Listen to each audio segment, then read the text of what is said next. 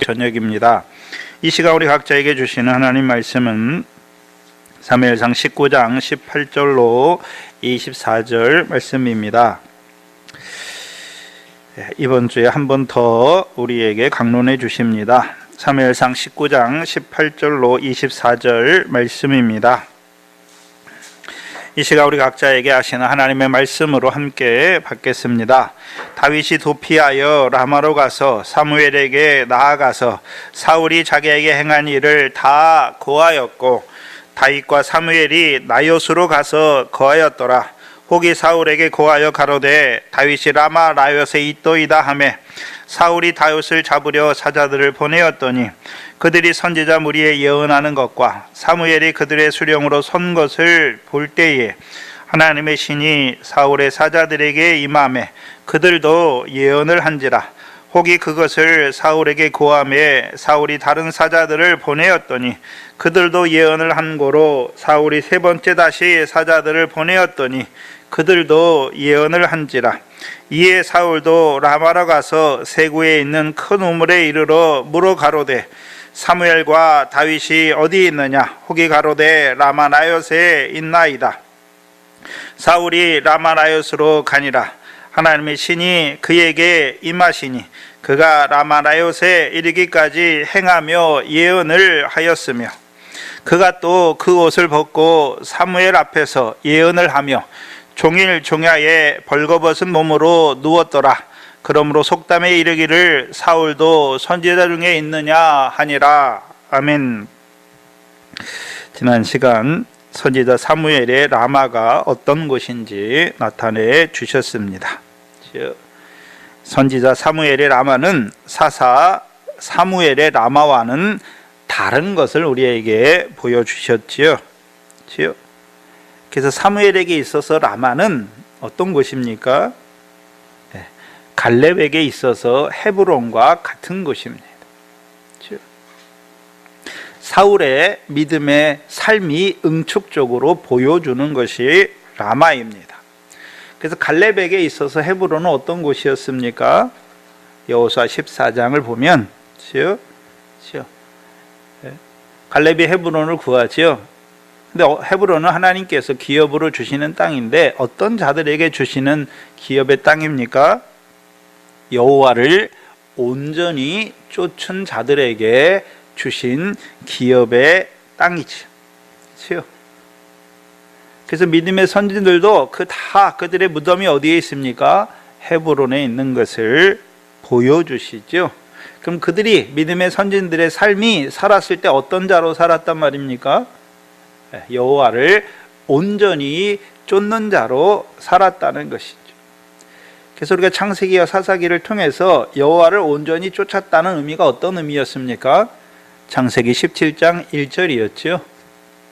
99세 아브라함에게 하나님이 나타나서 나는 전능한 하나님이다. 너는 내 앞에서 행하여 완전하라. 그럼 아브라함은 어떤 자로 살아갔습니까? 99세 아브라함은 자기를 티끌이라고 고백하는 아브라함입니다. 티끌이 뭘 할 수 있습니까? 아브라함은 어떤 하나님을 의지하는 것입니까? 전능한 하나님을 의지하는 것이죠. 그래서 전능한 하나님을 의지하고 행하는 그 믿음으로 살아가는 아브라함의 삶이 어떤 삶입니까? 온전한 삶이라는 것이죠. 사사기 룻을 통해서도 보여주죠. 사사기 2장에요. 보아스를 통해서 룻에게 뭘 말씀하십니까? 여호와께서 내게 온전한 상 주시기를 원한다. 그래서 여호와 앞에 행하여 온전한 자들에게 무슨 상을 주십니까? 온전한 상을 주시는 자들이죠.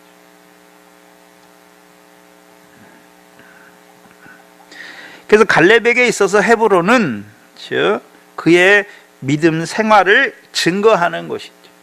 그의 믿음이 어떻게 살았습니까? 여호와를 온전히 쫓은 자로 사는 것을 보여주는 것이 그의 기업의 땅입니다. 갈렙에 있어서 헤브론과 마찬가지로 사무엘에게 있어서 사무엘의 믿음 생활을 증거해 주는 곳이 어디입니까?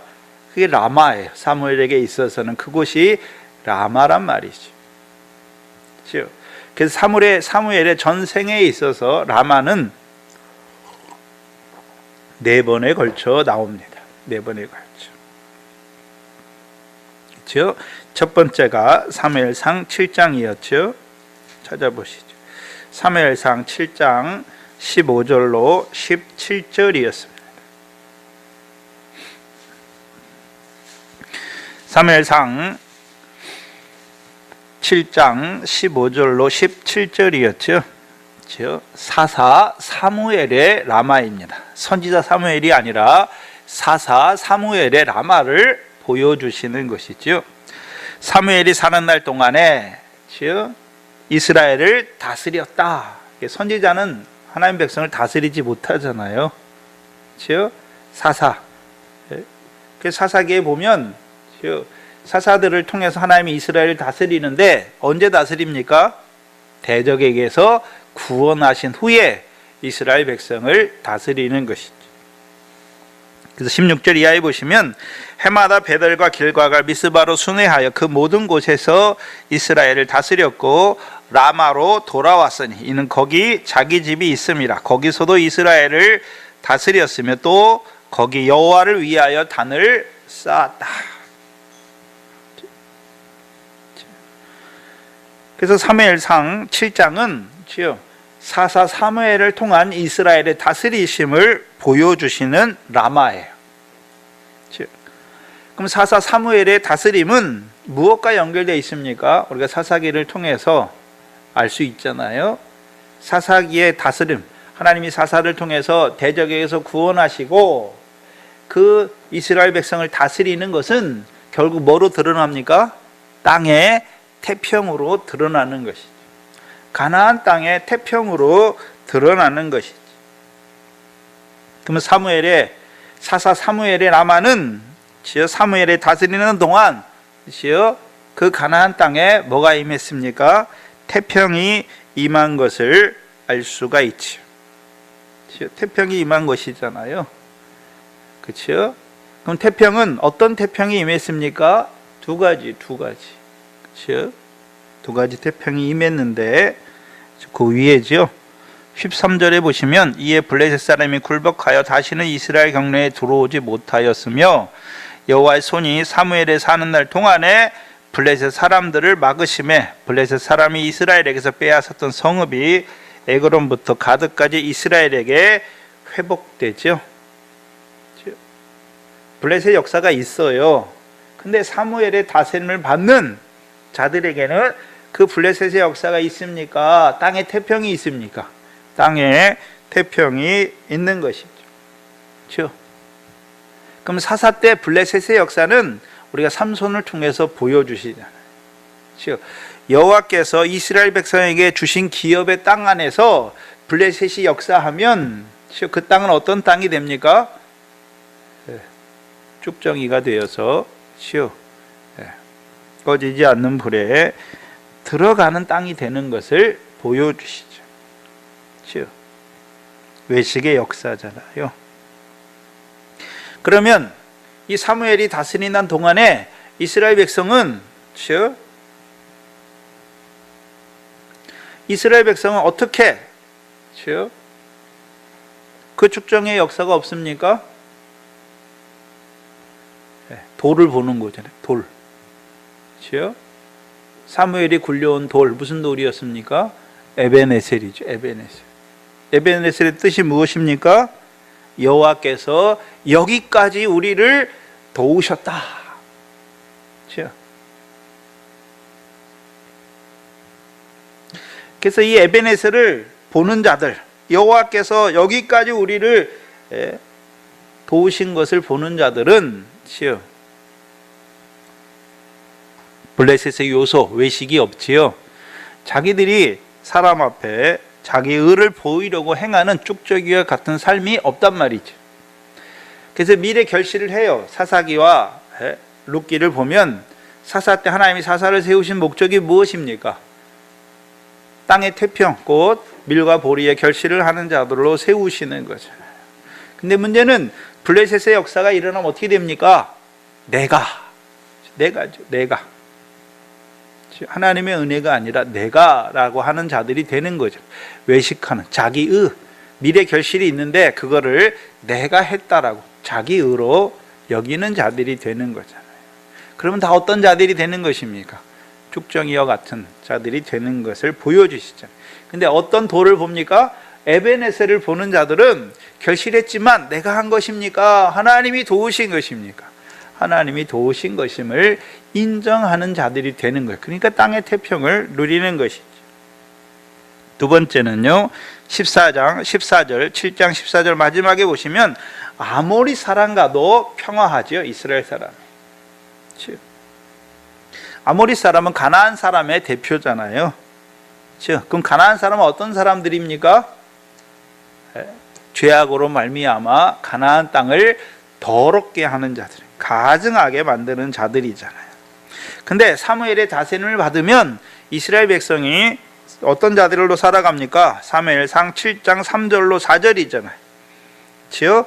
사무엘이 온 이스라엘 족속에게 일러 가로되 너희가 전심으로 여호와께 돌아오려거든 이방 신들과 아스다롯을 너희에게 제하고 너희 마음을 여호와께로 향하여 그만 섬기라. 4절에 이에 이스라엘 자손이 바알들과 아스다롯을 제하고 누구만 섬기는 자들이 되는 것입니까? 여호와만 섬기는 자들이 되는 것이죠. 그렇죠? 그럼 사무엘의 다스림, 사사 사무엘의 다스림은 어떤 다스림입니까? 이스라엘 백성으로, 이스라엘 백성의 마음으로 누구만요? 여호와만 섬기는 자들. 그럼 여호와를 섬겼더니, 그렇죠? 여호와를 섬긴다는 의미가 어떤 의미였습니까? 여호와의 명령을 청종하는 것이죠. 그럼 청종했더니 여호와께서 무슨 비를 주십니까? 이른 비와 늦은 비를 주셔서 그 땅의 소산으로 배불리 먹게 하시는 것이죠. 그렇죠? 그래서 먹고서 자기를 찬송하는 것이 아니라 여기까지 우리를 도우신 하나님을 찬송하는 자로 살아가는 곳이 사사 사무엘의 다스림을 받는 라마예요. 그래서 사사 사무엘의 라마를 보여주신 것이죠. 그렇죠? 그럼 사사 사무엘의 라마는 신약의 고린도전서 3장에 바울과 아볼로를 통해 보여주시죠. 바울과 아볼로가 어떤 자입니까? 털을 닦고 그 위에 물을 주는 자죠. 예수 그리스도의 털을 닦아주고 그 위에 물을 주는 거죠. 왜 물을 줍니까? 터 위에 왜 물을 주나요? 결실하게 하려고. 곡식단 되게 하는 것이죠. 하나님 나라의 일꾼이란 말이죠. 그렇죠? 하나님의 사역자죠. 그들이 하는 일이 뭡니까? 털을 닦아줄 뿐만 아니라 그들에게 여호와의 명령을 청종하는 자들로 세워주시는 것이죠. 그래서 고린도 전서에서는요, 3장에서는요, 그렇죠? 금과 은과 보석으로 세워서, 그렇죠? 불의 공력을 나타날 때 상을 받는 구원을 얻는 자지요.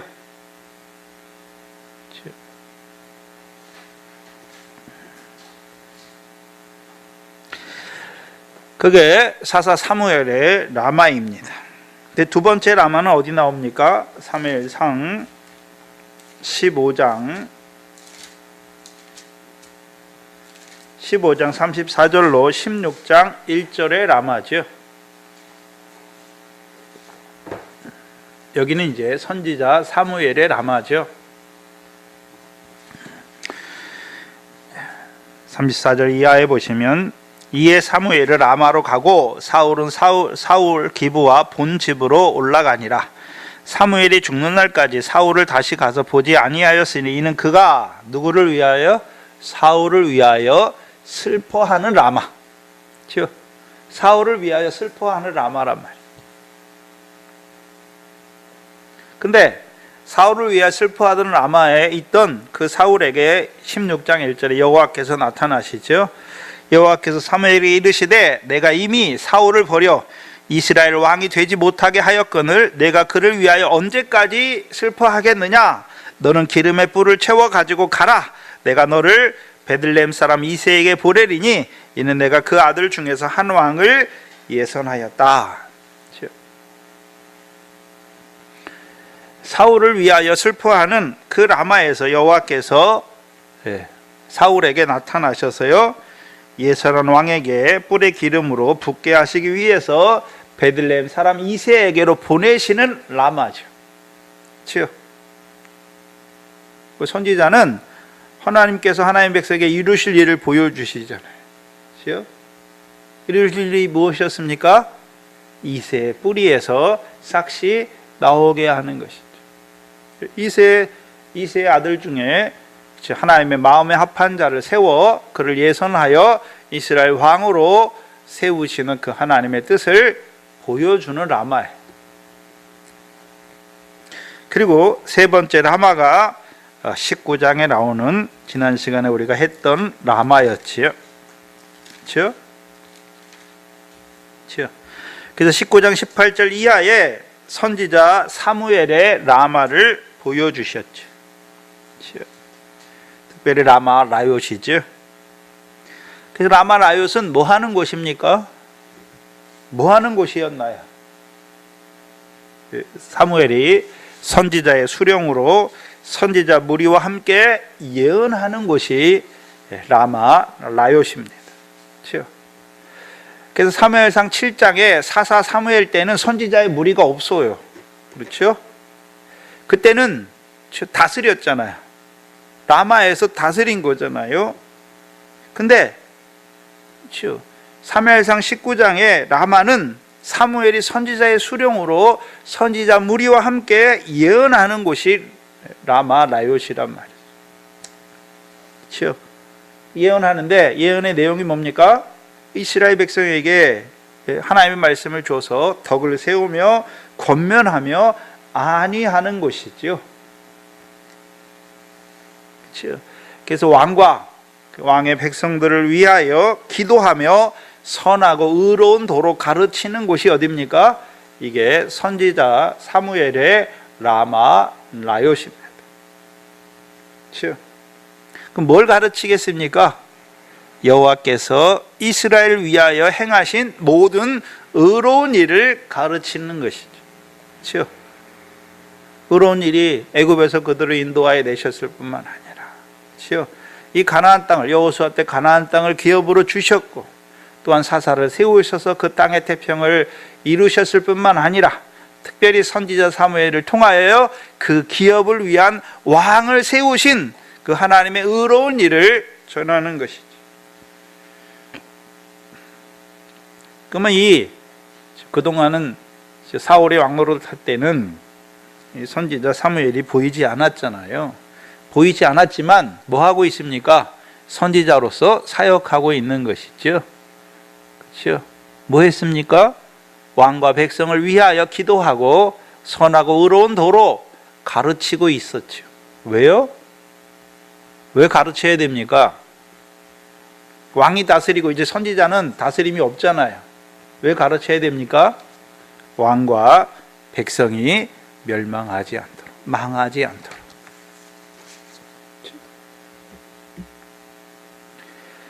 사무엘이 망하는 길을 보여주시는데 왜 망합니까? 선하고 의로운 도로 가르침을 받지 않잖아요. 네 번째 라마가 사무엘상 25장의 라마죠. 사무엘상 25장 1절에 라마가 나옵니다. 이 라마는 25장 1절에 보시면 사무엘이 죽음에 온 이스라엘 무리가 모여 그를 애곡하며 라마 그의 집에서 그를 장사한지라 다윗이 일어나 바란 광야로 내려갔다라고 말씀합니다. 그래서 25장의 라마는 어떤 라마입니까? 사무엘을 장사하는 라마죠. 장사하는 라마예요. 왜 사무엘을 라마에서 장사합니까? 라마의 이름의 뜻이 높은 곳이, 높은 곳.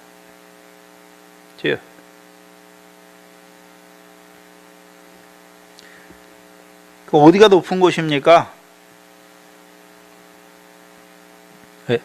어디가 높은 곳인가요? 이 세상에서의 높은 곳이 아니라 천국에서 큰 자죠. 그렇죠? 세베대의 두 아들을 통해서 뭘 보여주셨습니까? 주의 영광 중에 하나는 주의 보좌 우편과 좌편이지요. 그럼 사무엘은 어떻게 살았습니까? 자기를 높이는 자가 아니잖아요. 사사와 선지자로서요, 백성을 높이는 자죠. 백성에게 구원을 이루어주는 자죠. 백성으로 하여금 기업을 잇는 결실을 하는 자들로 세우는 그로 살았고, 또한 백성을 위하여 기름 부어 왕을 세우신 후에는 이제 선지자로서요, 그 왕과 백성을 위하여 기도하고 선하고 의로운 도로 가르쳤던 선지자의 사역을 했던 자란 말이죠. 그래서 히브리서 11장 13절에 보면 그 조상들을 말하면서 이 사람들은 다 믿음을 따라 죽었다라고 말해요. 믿음을 따라 죽었다. 그럼 믿음을 따라 죽으려면 전제가 뭡니까? 믿음을 따라 살아야 믿음을 따라 죽을 수도 있는 것입니다. 그럼 이 사무엘이 믿음을 따라 살았으니까 믿음을 따라 죽는 거예요. 그 사무엘의 삶과 죽음을 가장 잘 보여주시는 것이 라마라요시란 말이에요. 그런데 사무엘상 19장의 선지자 사무엘의 라마는 누가 오는 라마입니까? 환난을 당한 다윗의 피난처인 라마죠. 그래서 우리가 지난 시간 시편 59편을 통해서 다윗이 그 사울이 자기를 죽이려고 할 때 다윗이 라마 라요스로 갔다라고 말했습니까? 하나님께 피했다라고 말씀했습니다. 하나님이 나의 피난처시고 하나님이 나의 산성이시다라고 말씀했잖아요. 하나님께 피하는 곳이 라마예요.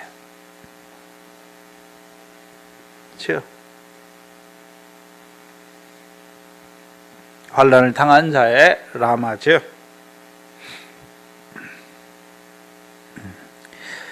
근데 오늘 본문 18절을 보시면 지난 시간에 못했는데 다윗이 도피하여 라마로 가서 사무엘에게 나아가서 사울이 자기에게 행한 일을 다 고하고 다윗과 사무엘이 어디로 갑니까? 나요스로 가서 거하였더라. 사무엘과 다윗이 가서 나요스에 거하였다라고 말하지 아니하고 다윗과 사무엘이 가서 나요스에 거하였다라고 말해요.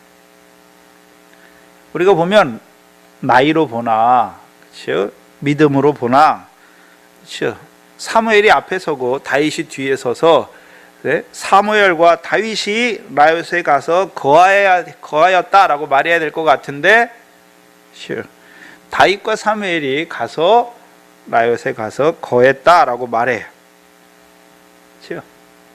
그렇게 말해요, 성경. 다윗을 앞세웠단 말이죠. 왜 이 순서가 중요합니까? 사무엘상 11장에 보시면 11장 14절 이하에 보시면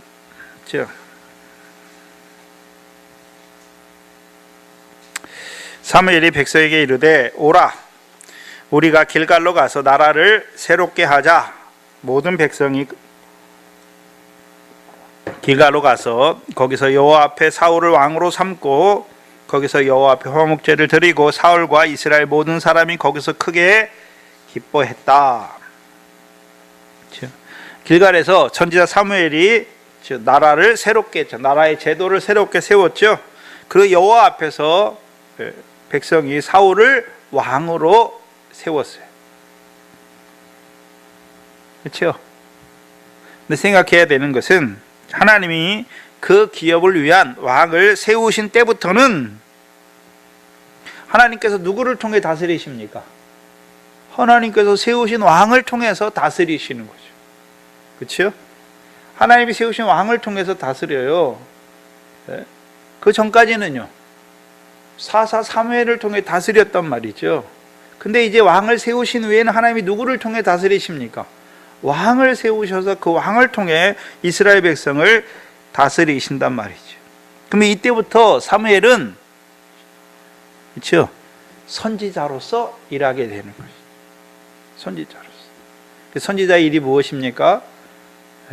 왕과 백성을 위하여 기도하고 선하고 의로운 도로 가르치는 것이죠. 그게 선지자의 직분이에요. 선지자로 살게 되는 것이죠.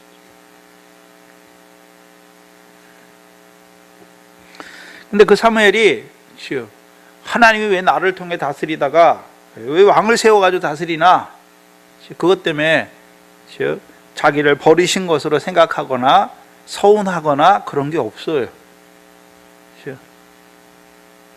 사무엘은 단지요 하나님의 도구잖아요. 그리고 사사 때 마지막에 태어나서 하나님이 사사로 세우시고 그를 어렸을 때 하나님이 그를 하나님의 선지자로 세우실 것을 말씀했단 말이죠. 그리고 이제 왕을 세우시고 왕을 통해 다스리시고 이제 사무엘을 그 왕의 시대에 선지자로 세우시는 것이죠. 왜 사무엘을 선지자로 세우십니까?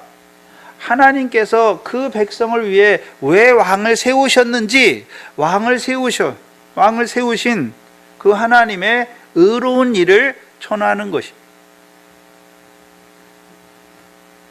그렇다면 신약의 성도인 저와 여러분에게는 뭘 보여주십니까? 뭘 보여주시나요? 우리가 하나님의 아들 예수 그리스도를 말할 때는 아브라함의 자손으로 오신 예수 그리스도로 말하지만 다윗의 자손으로 오신 예수 그리스도를 말하죠. 그럼 다윗의 자손으로 왔다는 말은 어떤 의미입니까? 왕으로, 우리의 왕으로 오셨다는 것이죠. 그렇죠? 왕으로 오셨다는 것이죠. 그렇죠? 그러면 저와 여러분은 아브라함의 자손으로 오신 예수 그리스도를 믿는다고 하는 것을 우리가 잘 알잖아요. 아브라함에게 하신 언약이 이루어진 거죠. 그게 갈라디아서 3장 8절이죠. 그래서 우리가 죄사함과 의롭다함을 얻고 성령을 선물로 받는 것이죠.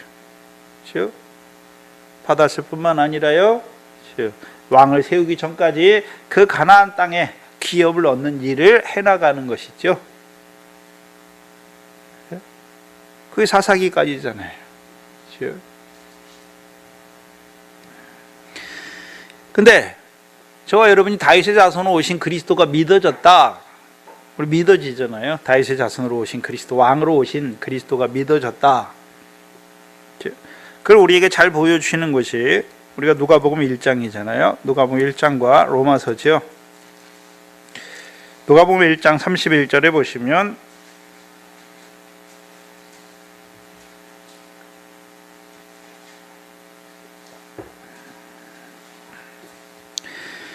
보라, 내가 수태하여 아들을 낳으리니 그 이름을 예수라 하라. 저가 큰 자가 되고 지극히 높으신 이의 아들이라 일컬을 것이요 주 하나님께서 그 조상 다윗의 위를 저에게 주시리니 영원히 야곱 집에 왕노릇 하실 것이며 그 나라가 무궁하리라 라고 말씀하시죠. 왕으로 오셨는데 어떤 왕으로 오셨습니까? 영원히 누구 집에서요? 야곱 집에서 왕노릇 하실 왕으로 오셨고, 그렇죠? 그 왕노릇으로 말미암아 야곱의 나라가 무궁하게 하는 것이죠. 끝이 없게 하시는 것이죠. 어떻게 왕노릇 하십니까? 어떻게 왕노릇 하시나요? 로마서 1장이죠. 로마서 1장에 보시면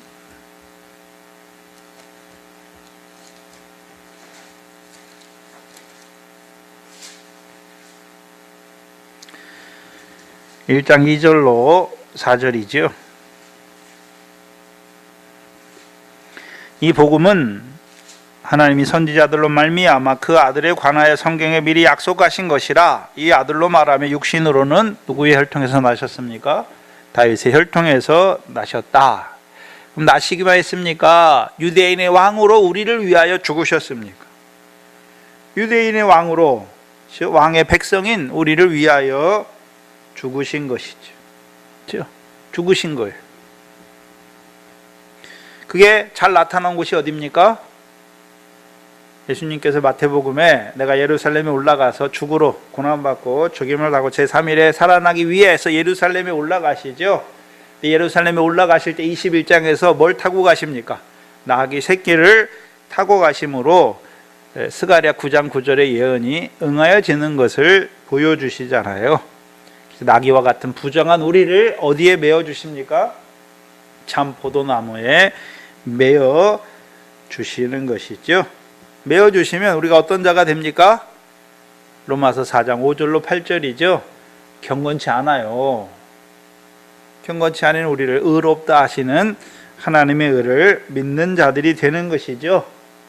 즉 다윗이 맛봤던 그 복을 받는 자들이 되는 것이죠. 불법과 부정이 사함받는, 가리우고 사함받는 그 복을 받는 자들이 되는 거죠. 그래서 그들이 이제 어떻게 살아갑니까? 로마서 8장 2절에 그리스도 예수 안에 생명의 성령의 법 아래서 살아가니까 죄를 짓지만 죄가 더한 것의 은혜가 넘치게 하시니까 늘 그 생명의 성령의 법 안에서요 죄와 사망의 법에 매이는 자가 아니라 자유한 자로 살아가게 되는 것이죠. 그것을 다른 의미로 뭐라고 말씀하셨습니까? 야고백에서 경건치 않은 것을 없이 하시는 거죠. 그렇죠? 그것을 죄를 없이 하셨다. 우리가 죄를 안 짓는 것을 말하는 것이 아니라 전에는 우리가 죄를 지면 죄의 싹시 사망으로, 그래서 죄가 사망 안에 왕노릇했어요. 이제는요 죄가 더한 곳에 생명의 성령의 법으로 역사하니까 죄가 사망의 법으로 역사하는 것이 아니라 죄가 더한 곳에 은혜가 넘치는 것이죠. 너 같은 죄인을 사랑하신 그 사랑 안에서만 자라가는 자들이 되는 것이죠. 그게 그리스도의 십자가예요. 다윗 유대인의 왕으로 오신 왕의 십자가가 우리와 상관이 있는 것이죠. 근데 로마서 1장 4절은 왕의 십자가만 말할 뿐만 아니라 4절에 보시면 성결의 영으로는 죽은 자 가운데 부활하여 능력 있는 하나님의 아들로 인정되셨으니 곧 누굽니까? 우리 주 예수 그리스도시라 라고 말씀하죠. 그렇죠? 그러면 왕으로 오셔서 우리를 위해 십자가에, 유대인의 왕으로 십자가에 죽으셨을 뿐만 아니라 이제요 부활하셔서요 하나님의 아들이잖아요. 어떤 아들입니까? 만왕의 왕이 되신 아들이잖아요. 그렇죠? 근데 그 왕이신 그 아들을 다로 말해서 뭐라고 말씀합니까? 우리 주 예수 그리스도시라 말씀하시죠. 우리 주 예수 그리스도가 로마서에서 이루어가는 역사가 뭡니까? 사망의 공고한 몸 가운데 있는 자들에게 이김을 주셔서 이김을 주신 하나님을 찬송하는 자로 살게 하시잖아요. 어떻게 이기게 하십니까? 성령을 풍성히 부어주셔서 이기게 하시죠. 그렇죠? 이기게 하시잖아요. 어떻게 해요? 그리스도 예수를 죽은 자 가운데 살리신 이의 영이 우리 안에 거하게 하셔서 우리도요 죽을 몸에서 살아나게 하시죠. 그게 진리의 성령이죠. 우리도 이제 어떤 자로 살게 하십니까? 사랑하는 자로. 그렇죠? 그래서 오늘도 누구에게요? 야곱의 하나님의 얼굴을 찾는 자들에게. 그렇죠? 야곱의 하나님의 얼굴을 찾는 자, 그게 시편이에요. 야곱의 하나님의 얼굴을 찾는 자들에게 영광의 왕이, 전쟁에 능한 왕이 이김을 주셔서 그들을 어디로 데려가십니까?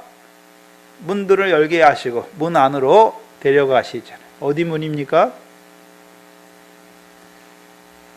영광의 왕이 들어가는 문이 어디 문입니까? 예수께서 십자가 지시고 후에 어디에 들어가셨습니까? 영광에 들어가셨죠. 그럼 우리도 우리 주 예수 그리스도께서 우리에게 이김을 주시는 이유가 무엇입니까? 우리도요 영광에 합당한 자로 살게 하셨다가 이제 인자가 오실 때요 그 예루살렘 성의 12문을 통해서요 영광성에 들어가는 자들로 세우시는 그 이김을 우리에게 주신다는 것이죠. 그게 디도서 3장 6절로 7절이었죠. 우리 주 예수 그리스도로 말미암아 우리에게 성령을 풍성히 부으신 하나님의 은혜를 힘입어 의롭다 하심을 얻어 영생의 소망을 따르는 후사가 되게 하시는 왕. 유대인의 왕으로 우리를 위해 십자가에 죽으신 왕은 그때만 죽으셨습니까? 오늘도 우리에게 피와 물을 흘려주십니까? 그 피와 물을 통해서 이루시는 역사가 뭡니까? 생명의 성령의 법으로 죄와 사망의 법에서 자유하게 하실 뿐만 아니라 깨끗하게 하시는 것이고, 우리 주 예수 그리스도는요 우리에게 성령을 풍성히 부어주셔서 이제요 우리 죽을 몸을 살리셨어요. 성령의 열매 맺는 몸으로 살리신다는 말이죠. 그렇다면 저와 여러분이 있잖아요, 동산교회 성도들은 다윗의 자손으로 오신 그리스도가 나와 무슨 상관이 있는지 믿어졌잖아요. 그럼 여러분 속에 뭐가 닦여졌습니까? 그리스도 예수의 터가 닦여졌단 말이죠. 그리스도 예수의 터가 닦여졌잖아요. 그렇죠? 그래서 불법이 뭔지, 부정이 뭔지, 그렇죠? 부정이 뭐가 묻은 게 부정이 아니라 우리 속에 나를 더럽게 하는 그 부정이 있잖아요. 그렇죠? 어떤 불법, 내가 나댄 거, 우리가 하나님 앞에 뭐라도 했다고 하는 그 불법 아래, 그게 죄인 줄 알잖아요. 그걸 가지고 이제 하나님 앞에 자백하니까 우리의 불법을 사하시고 우리의 부정을 사하시잖아요. 우리가 밀이나 보리의 결실이 없는 게 아니죠. 있지만 여전히 우리가 어떤 자입니까? 불법을 행하는 자고 부정한 자로 살아가는 우리에게 오늘도 그리스도 예수 안에 있는 생명의 성령의 법으로 나 같은 죄인을 사랑하신 그 사랑 안에서 자라게 하실 뿐만 아니라 이제요 우리 주 예수 그리스도는 우리에게 성령을 풍성히 부어주셔서 우리를 진리 가운데로 행하게 하셔서 열매를 맺게 하시는 것입니다. 그렇다면 오늘 동산교회 성도들은, 이제 믿음이 자라난 자들은 시온의 모퉁이 돌로 세우신 그리스도 예수를 주로 받은 자란 말이죠. 그걸 다른 말로요 영생의 말씀을 받은 자죠. 그걸 베드로전서 2장 4절 이해는요 산돌이신 예수께 나아가는 자들이죠.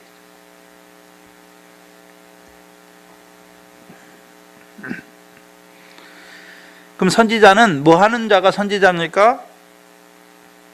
시온에 세우신 모퉁이 돌이신 그리스도 예수를 주로 받은 자를 위하여 기도하고 그들에게 선하고 의로운 도로 가르치는 자가 선지자예요.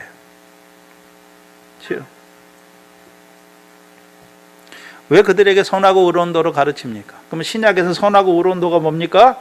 주께서 분부한 모든 것을 가르치는 거예요.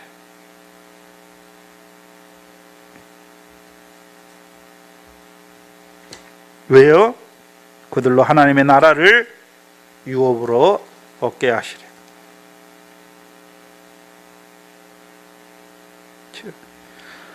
그럼 신약의 선지자 주의 종들이잖아요. 보내시잖아요. 누구에게요? 그리스도 예수를 주로 받은, 왕으로 오신 그리스도 예수를 주로 받은 그들에게 오늘도 선지자를 보내시는 이유가 무엇입니까? 그들에게 주께서 분부한 모든 것을 가르쳐 지키는 자들이 되게 하시려. 그렇죠? 가르친다는 의미가 어떤 의미입니까? 가르쳐 지킨다는 의미는 이제요 그들이 말씀을 받을수록, 그렇죠? 바울을 통해서 보여주셨듯이요 우리 주 예수 그리스도를 믿는 믿음 안에 굳게 세워주시는 것이죠. 그렇죠? 우리 주 예수 그리스도를 믿는 믿음 안에 굳게 세우시는 것이 주의 종들이 해야 될 일이에요. 물론 주의 종들이 해야 될 일이 있죠. 털을 닦아두는 일도 해야 되고, 그렇죠? 선지자가 사무엘이 하는 일이 뭡니까? 다윗이 하나님이 예선할 왕이다. 그것도 보여줘야 되지만 왕을 세우신 후에 그 왕과 백성들을 위해서 기도하고 가르치는 일도 하잖아요. 그럼 신약의 선지자들이 하는 일이 뭡니까? 털을 닦아두는 거예요. 아브라함과 아브라함의 자손으로 예수 그리스도를 털을 닦아주고 그들에게 이루실 구원의 말씀, 그것도 줘야 되는 거죠. 밀과 보리의 결실을 하는 것도 줘야 되지만 이제는요 다윗의 자손으로 오신 그리스도가 우리와 성도들과 무슨 상관이 있는지 가르쳐서 그들도요, 이제 그들 안에 그리스도 예수의 터가 딱 깨져서 그들이 왕을 모시는 자로, 왕의 다스림을 받는 자로 세워가야 하는 것이. 그들에게 이제 그들을 위해서 기도하고 그들을 위해서 주께서 분부한 모든 것을 가르치는 것이죠. 가르치는 거예요. 그 가르침의 핵심이 뭡니까? 우리 주 예수 그리스도를 믿는 믿음 안에 굳게 세우는 것이죠. 그게 나타난 곳이 히브리서 2장 14절이었죠. 그렇죠? 사망의 세력을 잡은 자 마귀를 없이 하실 뿐만 아니라, 그렇죠? 오늘도 하나님이 백성에게 평강을 이루어 주시는 그 왕과 함께하는, 그래서 그 왕과 함께해야 왕과 함께 모으는 자로 살아가는 것이죠. 그걸 왜 가르칩니까? 인자가 다시 오실 때 일한 대로 상을 받는 자들, 즉 영생을 상속하는 자들로 세우기 위해서 가르치는 것이죠. 그게 신약의 선지자예요.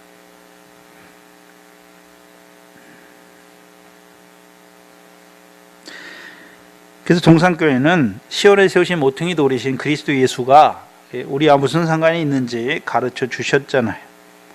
그럼 가르침 받았으면 다 됐습니까? 이제 그 왕의 다스림을 받는 자로 살아가야 됩니까? 그 왕의 다스림을 받는 자로 살아가야 하는 것이죠.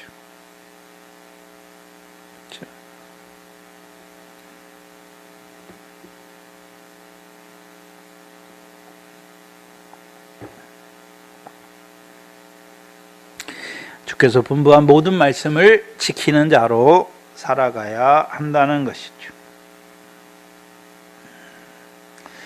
그래서 오늘도 선지자는, 그렇죠, 왕의 백성들에게 신약에서는 시온에 세우신 모퉁이 돌이신 그리스도 예수를 주로 받은 자들에게,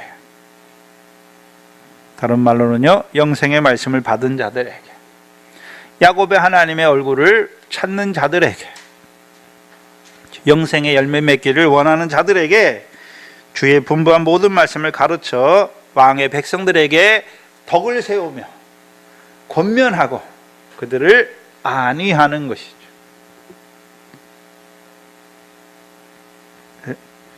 특별히 이 19장의 라마는 환난을 당한 자 다윗을 안위하는 라마를 보여주시죠.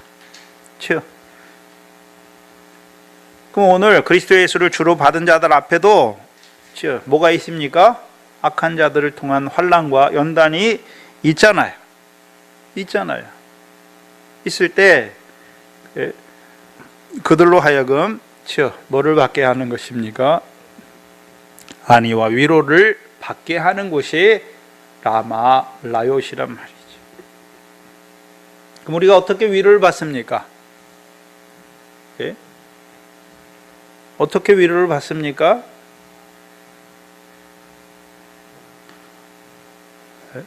어떻게 위로를 받나요?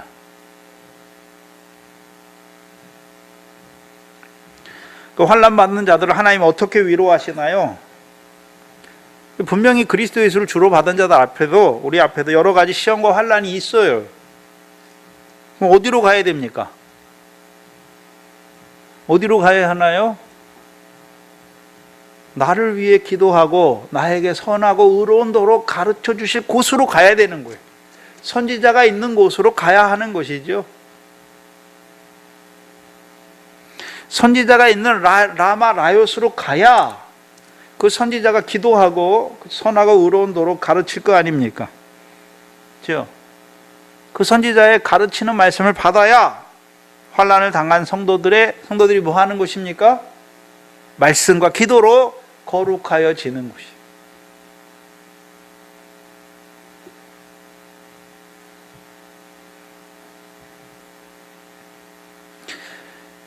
그래서 주의 종들의 라마는 어디입니까? 기도하고, 그렇죠, 말씀을 가르치는 거예요. 기도하고 말씀을 가르치는 거잖아요. 그 사도들이 기도와 말씀에 전념하잖아요. 뭐 때문에 기도합니까? 하나님 백성에게 주실 양식을 구하는 것이고, 그 양식을 주셔서 이제 뭐 하는 것입니까? 백성에게 말씀을 가르치는 거죠. 누구의 말씀이요?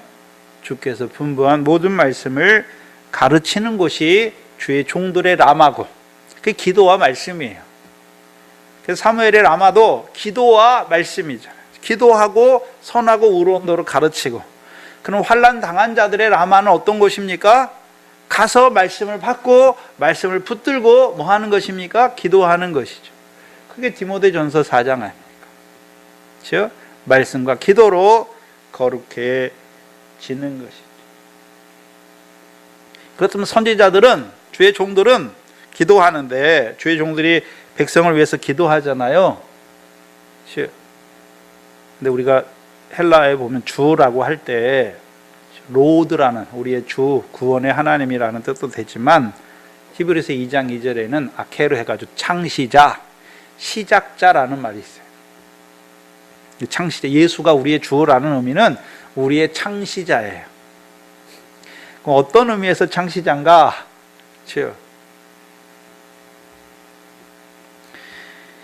예수님이 하늘에서 뭐 하십니까?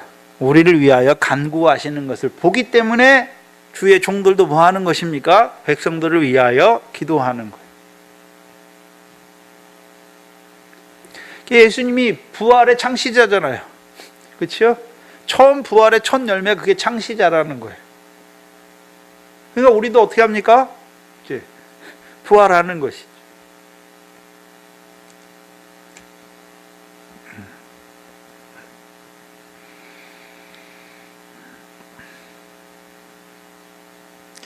그럼 오늘도, 그렇죠, 그리스도 예수를 주로 받은 자들이 하나님의 말씀을 받는 이 자리가 어떤 자리입니까? 라마예요, 라마. 선지자의 라마란 말이죠. 근데 이 라마에 나온 자들에게 하나님의 말씀을 주셔, 선지자들을 통해서 말씀을 주셔서, 주의 종들을 통해서 말씀을 주셔서 뭐 합니까? 덕을 세우고 권면하고 안위하잖아요. 근데 이 사무엘상 19장에 다윗은 지금 환난을 받고서 어디로 갔습니까? 라마로 갔잖아요. 환난 받은 자들에게는 하나님께서 말씀으로 뭐 하십니까? 안위하신단 말이죠. 위로하시는 라마를 보여주는 거예요. 근데 저와 여러분 중에서도 지금 시험 가운데, 환난 가운데 있는 자들도 있고, 그리스도 예수를 주로 받았지만 지금 평안 가운데 있는 자들도 있을 거 아닙니까? 그럼 평안 가운데 있는 자들에게 오늘 주시는 말씀을 통해서 우리를 뭐 합니까? 덕을 세우고 우리를 권면하시는 거잖아요. 근데 환난 받은 자들에게는 하나님의 말씀을 통해서 뭘 주십니까? 위로를 주시는 거예요. 안위를 주신단 말이죠. 그 말씀 받는 곳이 우리의 라마란 말이죠.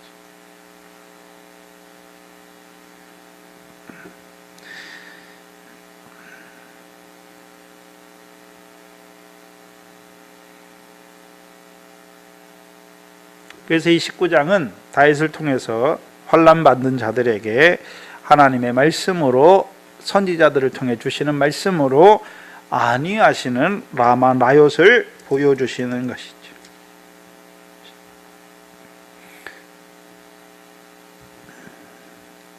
어떻게 안위하십니까?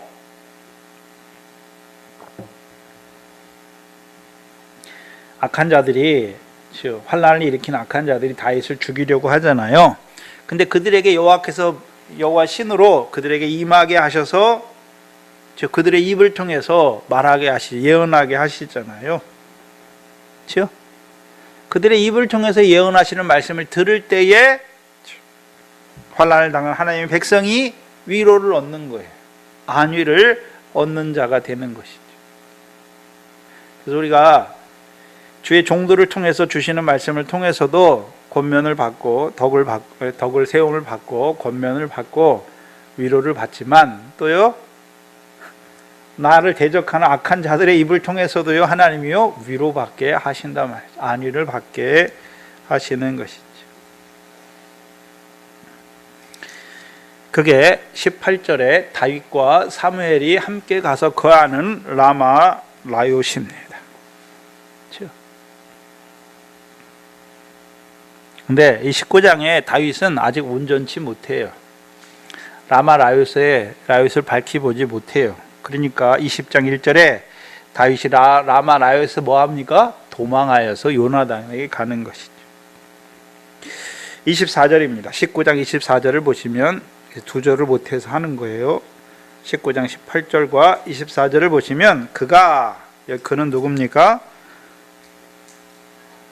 사악한 자 사무엘, 다윗을 죽이려고 하는 무죄한 자의 피를 흘리려고 하는 사울이죠. 근데 그 사울에게 뭐가 임했습니까? 하나님의 신이 임한 사울이란 말이죠. 하나님의 신이 임하니까 그 사울이 뭐를 합니까? 옷을 벗죠. 자기의 옷을 벗습니다.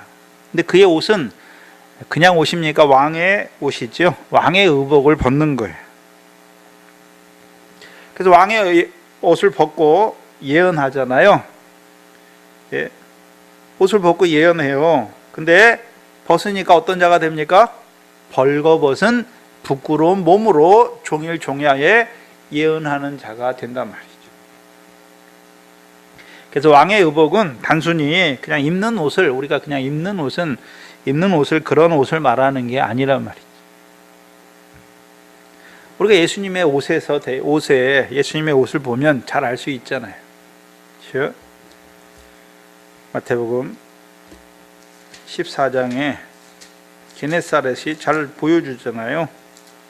마태복음 14장 게네사렛을 보시면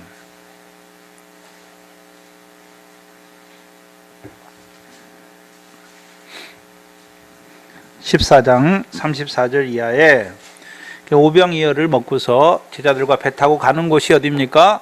그 게네사렛이에요. 마태복음 14장 게네사렛, 저희가 건너가 게네사렛 땅에 이르니 그곳 사람들이 예수신 줄 알고 그 근방에 두루 통지하여 모든 병든 자를 예수께 데리고 와서 다만 예수의 옷가에라도 손을 대게 하시기를 구하니 손을 대는 자는 다 나음을 입잖아요. 예수의 옷에 손을 대면 다 어떤 병에 걸렸든지 다 뭐합니까? 나음을 입는 것이죠. 근데 여기 게네사렛에 거하는 사람들은 자기들이 병 걸린 게 아니잖아요. 그렇죠? 자기들이 이제 두루 통제, 예수님이 오셨으니까 두루 통제해가지고 병에 걸렸거나 연약한 사람이 있으면 데려와서 예수께 데리고 와서 그들로 하여금 예수의 겉옷에 옷가에 손을 대게 하자는 거잖아요. 그러면 생각해 봐야 돼요. 이 게네사렛 사람들이 병든 자 데려와가지고 그냥 아무 의미도 없이 너 예수님의 겉옷 손대봐 이렇게 말합니까? 예수님의 겉옷이 어떤 의미인지를 말하고 그 병든 자라는 손을 스스로 대게 하는 것입니까? 억지로 끌어다가 예수님의 옷에 옷가에 손을 대게 한다는 게 아니란 말이죠. 그 마태복음에서 그럼 병은 어디서 왔습니까? 죄에서 왔잖아요. 그럼 그들이 예수님의 겉옷에 손을 댄다는 것은 예수님이 자기와 무슨 상관이 있는 줄 아는 자가 되는 거잖아요. 예수님이 이 땅에 왜 오셨습니까? 왜 죄를 사합니까? 왜 병을 고칩니까? 인자가 세상에서 죄를 사하는 권세가 있는 줄 알게 하시려. 그러면 예수님의 손에 옷을 대는 자마다 어떤 자들이 되는 것입니까? 이들은 이스라엘 백성이잖아요. 이사야 53장의 말씀이 깨달아지는 거죠. 그가 우리를 위해서 우리의 질고를 지고 우리의 병을 지고 그가 십자가에 죽으시는 것이 믿어지는 거잖아요. 그래서 그가 고난받고 그가 죽으심으로 우리가 나음을 입었고 우리가 죄사함을 받는 자들이 되는 것이죠. 그리고 이 옷을 보여주는 것이 민수기 15장이었잖아요. 구약의 이스라엘 백성의 옷이 있잖아요. 근데 그 옷 옆에다 옷술을 만들게, 그 옷술이 예수님의 옷가예요. 옷술을 만들게 하신 이유가 무엇입니까? 그 옷술을 볼 때마다 이스라엘 백성이 여호와의 모든 계명을 기억하고 준행하며 이스라엘 백성으로 방종케 하는 자기 마음과 눈에 욕심을 쫓지 않게 하려고. 그래서 그 옷술을 보는 자마다 이제 하나님 앞에 거룩한 자로 살아가게 되는 거예요. 자, 저와 여러분이 어떻게 하나님 앞에 거룩한 자가 됩니까? 예수 그리스도께서 날 위해 죽으신 걸 볼 때 거룩한 자가 되는 것이죠. 우리가 우리를 거룩하게 하는 것이 아니라 그 그리스도의 십자가가 우리의 죄를 사해 주심으로 우리를 거룩하게 하는 거예요.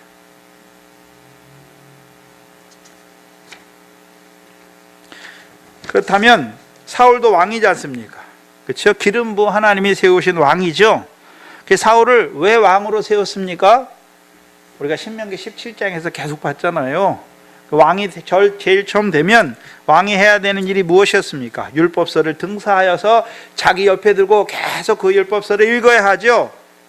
그래서 왕이 먼저 여호와를 경외하는 자가 돼야 돼요. 경외하기를 배워야 되고, 또한요, 이 율법의 모든 말씀과 규례를 다 지키는 자가 돼야 되는 것이죠. 그거를 통해, 이를 통해서 하나님께서요, 하나님을 경외하며 율법의 모든 말씀과 규례를 지키는 그 왕을 통해서 왕의 백성을 다스리기를 원하시는 거예요. 그렇죠? 하나님을 경외하며 율법의 모든 말씀과 규례를 지켜 행하는 그 왕의 다스림이 이루어지면 우리가 봤던 사무엘하 23장에 하나님을 공의로 하나님 백성을 다스리고 하나님을 경외함으로 다스리는 왕이 된단 말이죠.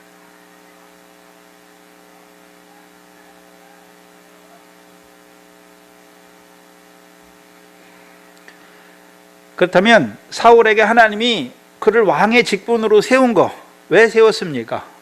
그가 먼저 여호와를 경외하기를 배우고 율법의 모든 말씀을 지켜 행하는 그를 그로 세워서 그를 통해서 이스라엘 백성을 다스려서 이스라엘 백성도요, 그렇죠? 네. 의를 베풀어 주고 그들도 여호와를 경외하는 자로 살게 하시죠.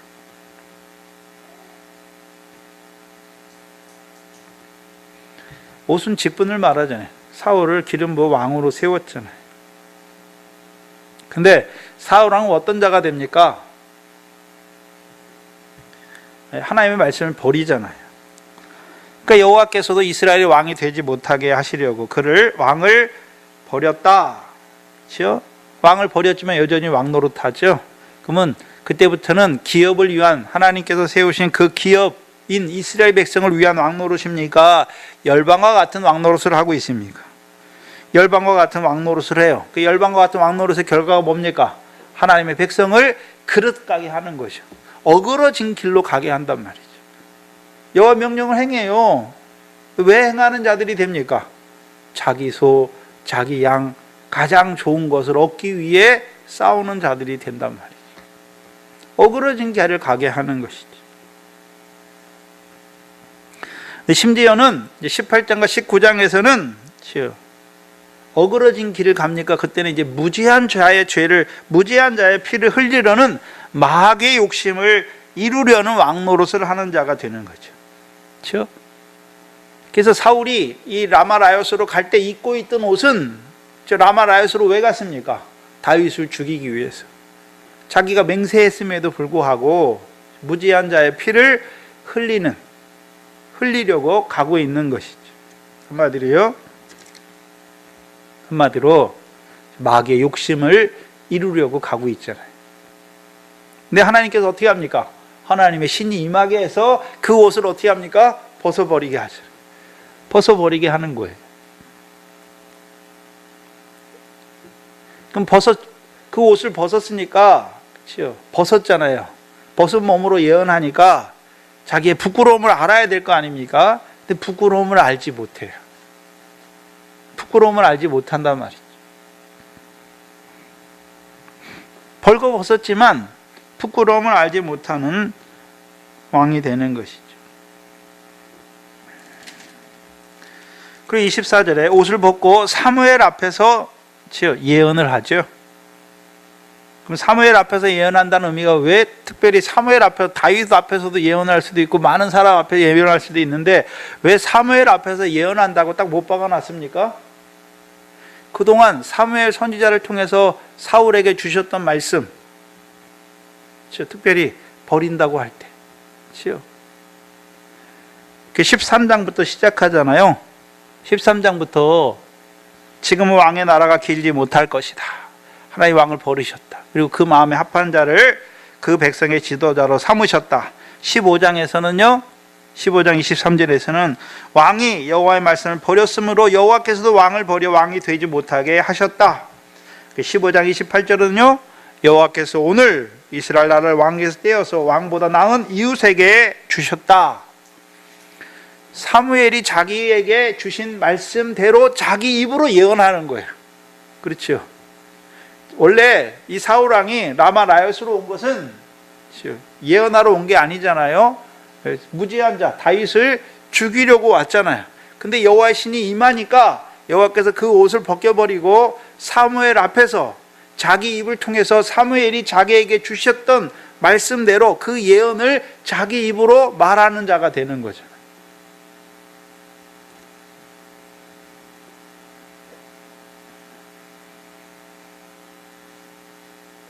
말할수록 점점 그 예언이 임했잖아요. 이게 부끄러운 일이죠. 그게 부끄러운지도 알지 못해요. 그래서 벌거벗은 몸으로 누웠다. 부끄러운 자가 됐다는 것인데, 뭘 말씀하시냐면 하나님이 그를 버려 왕이 되지 못하게 하셨잖아요. 근데 여전히 자기 욕심을 따라 첫 번째는 장로들과 백성들 앞에 높임을 얻기 위한 왕노릇을 하고, 더 나아가서 악한 자가 되니까요, 사악한 자가 되니까요, 무죄한 피를 흘리려는 마학의 욕심을 이루려는 그 왕노릇을 하면서도 자기가 부끄러운 줄 모르는 거예요. 하나님의 백성으로서. 분명히 요나단을 통해서 다윗을 죽이려고 할 때, 그게 무죄한 자의 피를 흘린다고 말할 때 자기가 어땠습니까? 내가 여호와의 사심으로 맹세하노니 다윗이 죽지 않을 것을 말씀했잖아요.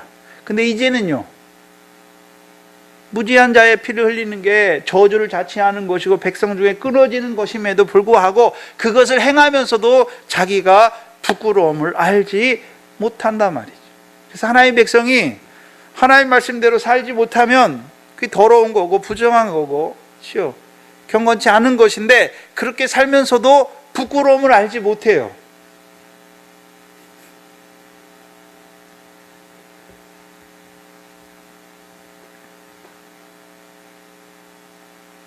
그러면 사울 왕과 같이 그 악한 길을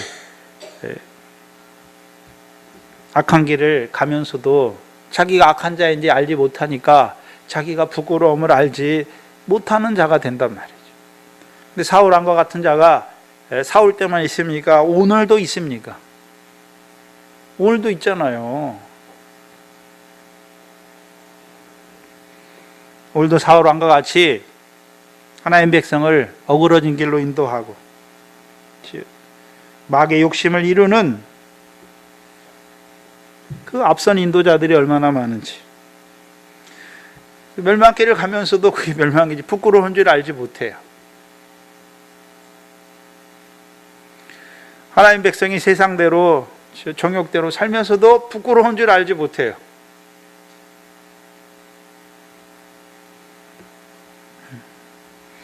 뭐가 죄인지도 알지 못하고, 근데 부끄러움도 없이 그렇게 살아간다는 것이죠. 근데 이 19장의 라마 라이엇은 악한 자를 통해 환난을 당한 다윗의 안위하는 곳뿐만 아니라 다윗에게 전신갑주를 입혀주는 곳이기도 해요.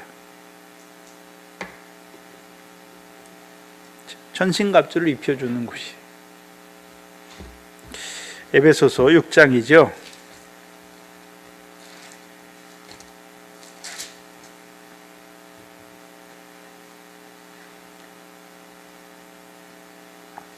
여기 전신갑주 중에 여러 개가 나오잖아요.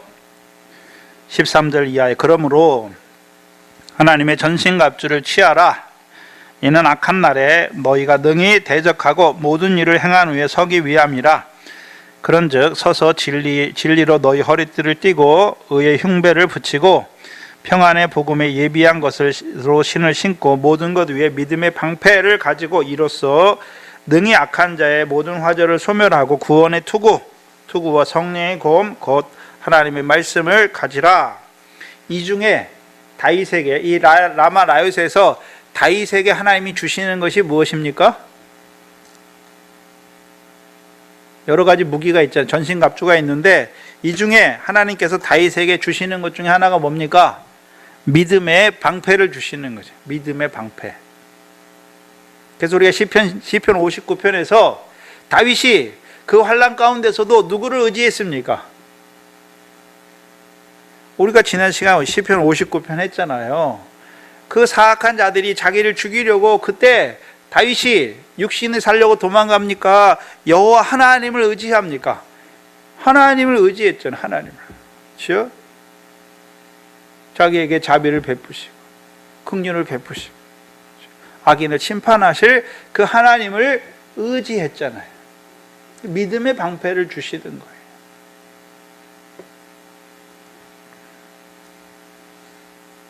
왜 하나님께서는 그러면 다윗에게 믿음의 방패를, 전신갑주 중에 하나의 믿음의 방패를 주십니까?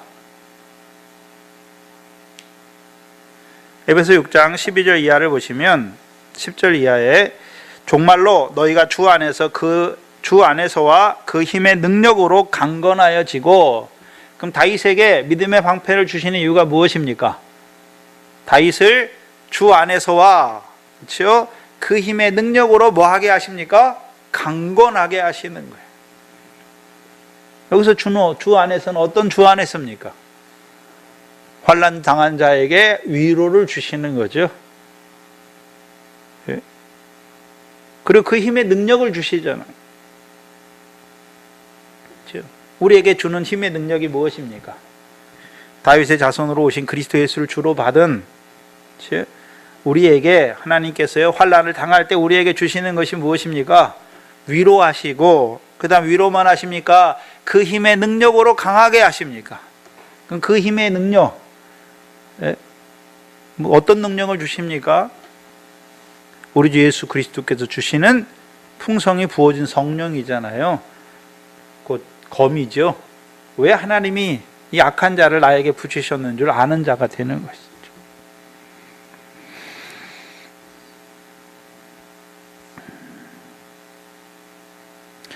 그래서 다윗의 연단은 한마디로 하나님께서, 그렇죠, 다윗에게 전신갑주를 입혀주시는 과정이에요. 12절에 보시면 우리의 싸움은 혈과 육에 대한 것이 아니요 정사와 권세와 이 어두움의 세상 주관자들과 하늘에 있는 악한 영들에게 대함이라. 우리의 씨름, 우리의 싸움이죠. 싸움은 누구와 싸우는 것입니까? 혈과 육과 싸우는 게 아니에요. 이제 그러면 혈과 육과 싸움이 없습니까? 싸움이 끝났으니까 이제 싸울 필요가 없는 것입니다. 혈과 육에 대한 싸움은 그럼 언제까지입니까? 육체와 함께 정과 욕심을 죽이면 그 다음부터 혈과 육과 싸울 게 없어요. 없단 말이죠. 그렇죠? 혈과 육의 싸움이 언제까지입니까? 육체와 함께 정과 욕심을 십자가에 못 박으면 그 다음부터는 싸움이 없어요. 혈과 육과에 대한 싸움은 없단 말이죠. 그럼 그 다음에 무엇과 싸워야 됩니까? 정사와 권세와, 정사와 권세 첫 번째가. 그 다음에는요, 이 어둠의 세상 주관자들과, 세 번째는요, 하늘에 있는 악한 영들과 싸우는 거예요. 그럼 다윗은, 하나님이 다윗을 왕으로 세우셨는데, 다윗을 왕으로 세운 것은 다윗 혼자만 여호와의 싸움으로 싸우기 위해서 세웠습니까? 이스라엘 백성을 위한, 그들의 구원을 위한 싸움을 싸우게 하시려고 세우신 것입니까? 이스라엘 백성을 위해 세우신 거예요. 그렇죠? 이스라엘 백성으로 하여금 가나안, 하나님이 남겨두신 열국과의 그 가나안 전쟁을 알게 하셔서 그들도요, 가나안 모든 족속과 블레셋 다섯 방백을 이기는 자들로 세우는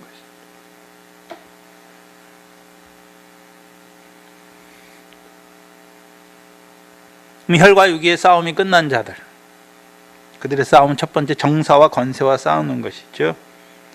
여기 정사와 권세라고 말할 때는 세상의 통치자들과 권세자들과의 싸움이에요. 이 싸움을 이기지 못하면 세상 권세자들 앞에 굴복하게 돼요. 지금 우리가 사무엘상 24장을 나가잖아요. 아니, 사도행전을 나가잖아요. 그렇죠? 지금 사도 바울이 무슨 싸움하고 있습니까?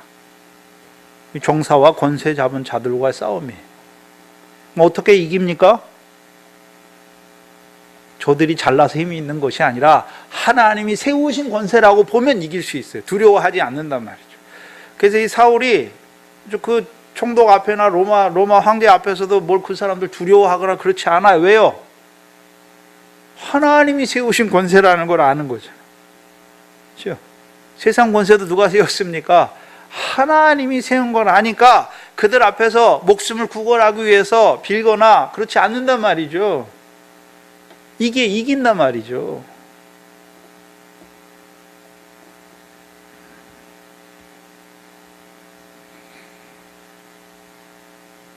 두 번째는 이 세상 어둠의 권세, 즉 어둠의 권세를 잡은 자들, 공중 권세 잡은 자들이죠. 어둠의 권세 잡은 자들, 예수님 잡으러 오는 자들 있잖아요. 그래서 골로새서 1장을 보시면, 에베소서를 놓으시고 골로새서 1장 13절 14절이죠. 그가 하나님께서 골로새 1장 13절에 하나님이 우리를 흑암의 권세에서 건져내사 그의 사랑의 아들의 나라로 옮기셨다. 그럼 흑암의 권세 아래 역사하는 자가 누굽니까? 어둠으로 역사하는 자, 세상 신, 공중의 권세 잡은 자들이죠. 어둠으로 역사하잖아요.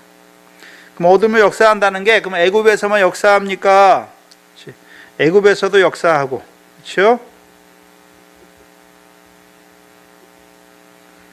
두 번째는요, 빛의 자녀들 뭐 합니까?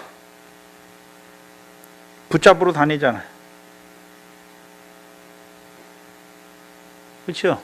그래서 예수님께서 어둠에 붙잡히지 않도록 주의하라라고 말씀하셨어요. 어둠에 붙잡히는 거예요. 그래서 어둠에 붙잡힌 자들, 에베소 5장 14절이잖아요. 그렇죠? 어둠을 위한 열매를 맺고 있잖아요. 어둠을 위한 열매 맺은 죽은 자가 되는 거잖아요.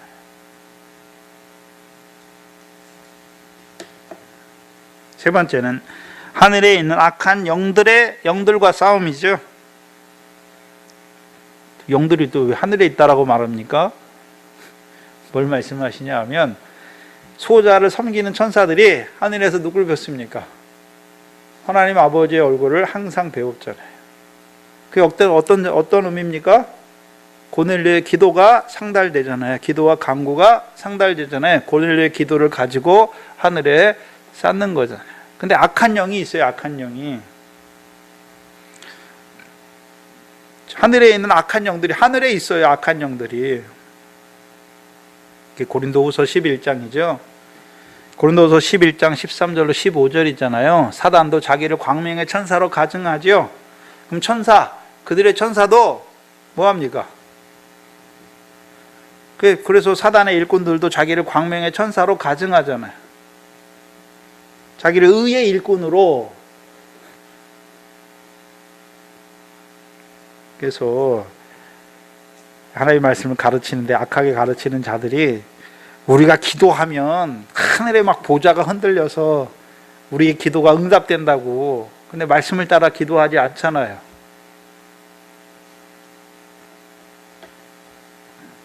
의의 일꾼이에요.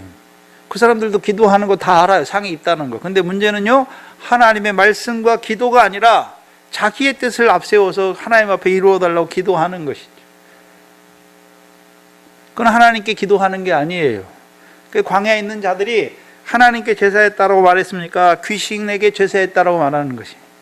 귀신을 섬기는 자들이, 마귀를 섬기는 자들이란 말이죠. 그래서 오늘도 사단이 자기를 의의 일꾼으로 가장하죠. 갈라디아서에 거짓 청제가 일어나니까 갈라디아 성도들이 어떻게 합니까? 율법의 행함으로 의롭다함을 얻으려는 자들이 된단 말이죠. 또한 우리가 마태복음 우리가 잘 아는 7장 21절에 주의 이름으로 일을 했어요. 근데 문제는 뭡니까? 불법이라는 것이죠.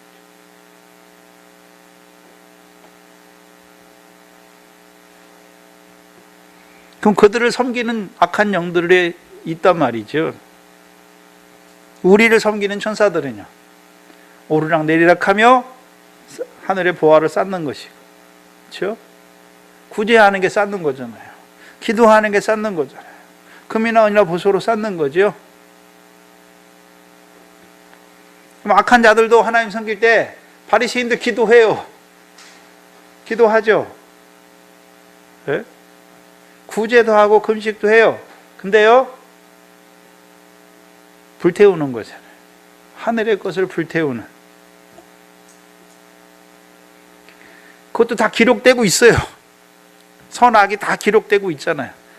선악을, 자기 행위를 따라 선악대로 심판을 받는 것이죠. 그래서 하나님께서 우리를 보내시기 전에 우리가 받을 상과 영광을 예비해 놓으셨잖아요. 그럼 그때 가서 불타니까 지금 우리가 불태우고 있습니까?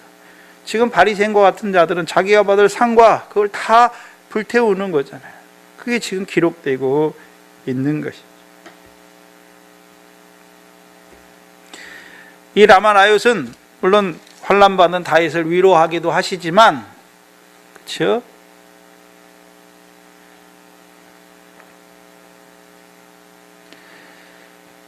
이김을 주시는 거죠.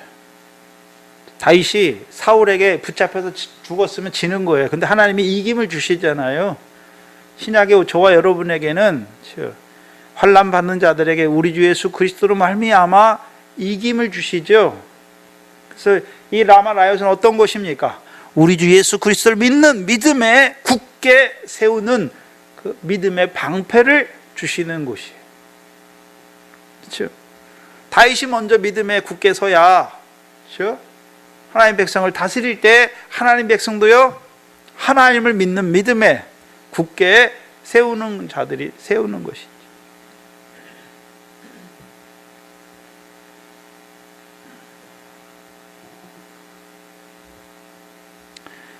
특별히 사무엘상 19장을 통해서 신약의 그리스도 예수를 주로 받은 우리에게 이루어 가시는 그 역사를 보여주시는 것이죠.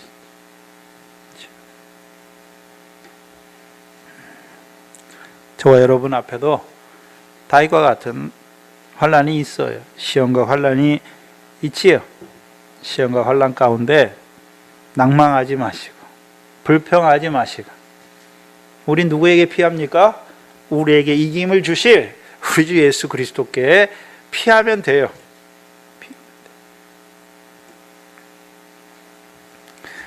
가면 말씀과 기도로 우리를 거룩하게 하실 것입니다.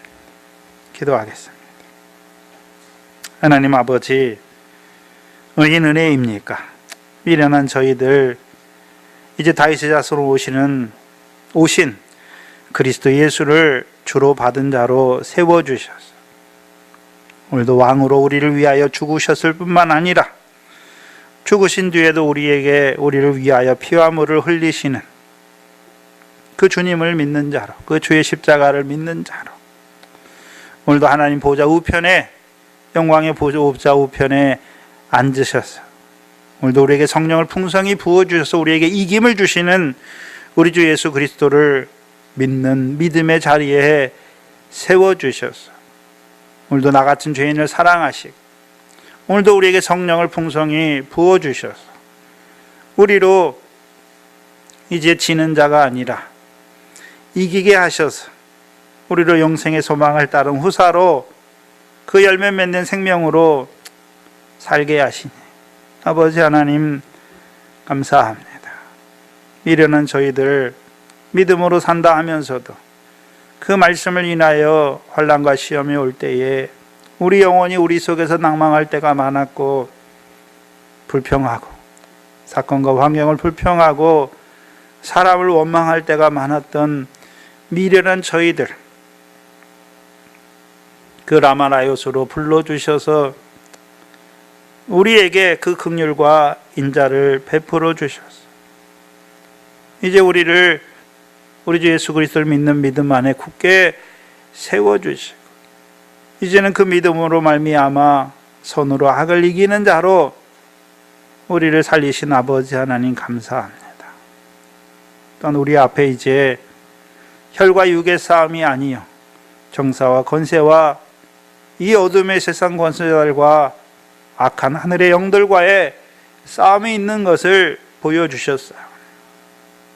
우리의 삶이 늘 나의 구원이 아니라 이제 하나님의 백성들의 구원을 위하여도 싸우기 위하여 그 하나님의 전신갑주를 입어가는 저희들 되게 하여 주시옵소서. 늘 이 교회가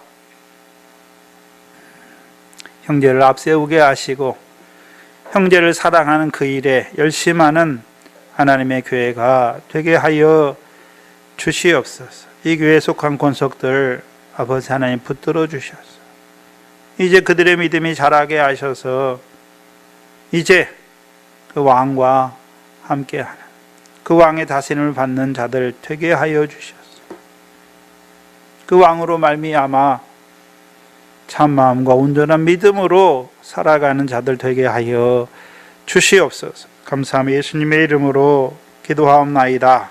아멘. 찬송가 494장입니다.